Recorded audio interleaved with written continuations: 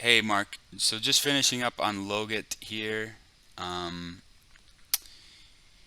I added a couple things. This is the proofreading checklist that I've been using, which is just a copy and paste from the lists that you provided me with, and this is kind of what guides me through when I do my checklists or the proofreading, the final proofreading.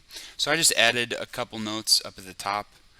Um, to as a general check to ensure adequate headroom at all stair locations, and then to ensure that the typical wall section is accurate to the specified walls used in plan. So hopefully this won't, at least those issues won't come up again. Um, and in here, so everything. So I also found there was a typical wall section from another drawing that looked like it showed what we want.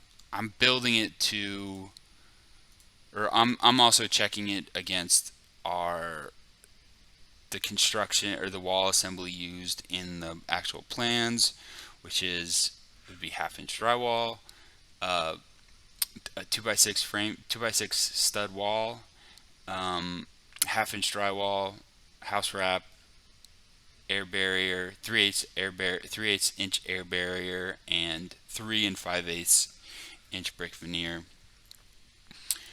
So that is accurate now. Um, the only other thing I thought was of note in here. I think a couple of these notes are a little. Um, could probably use a little spruce up maybe, but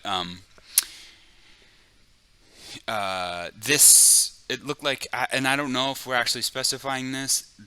There was uh, drawn in. There was bat insulation between the basement and first floor, and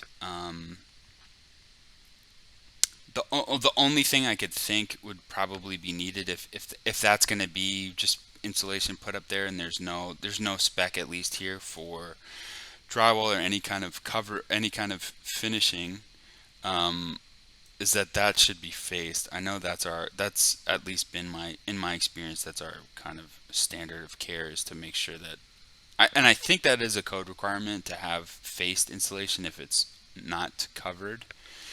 Um, but maybe that's not. So I put this in here this way, but I can change it if you'd like to, if you'd like me to. The only other thing that I was noting on here that looked a little weird is I'm assuming that there's a gap in here. It's not noted in here, but the gap is for a weep system. I wasn't sure why this was the way it was, but kind of assuming that it seems like it's intentional. So anyway, that should be good. My main question was just making sure that that's the actual assembly that we want to be using. Um, okay, that's everything. Thanks, Mark. Oh, the steps. Um, so the steps were off. So they were spec'd at that. The note in here was 25 or 15 risers at 7 inches approximately, and it's closer to, it's about 7/16. It's a little shy of 7/16. So that's what I changed the note to, and there was a head height issue here, which is still, is actually going to be more pronounced. I think the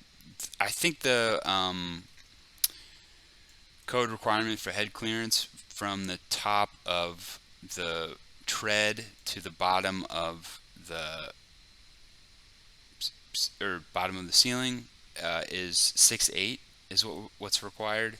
So it's just shy here, but we're going to gain another 2 inches or lose another 2 inches here. So you had mentioned that that's going to be something that's handled in the field, and not to change anything. So, but just so you know that there was a minor head issue here, or a head clearance issue here. So, yeah, okay. Thanks, Mark.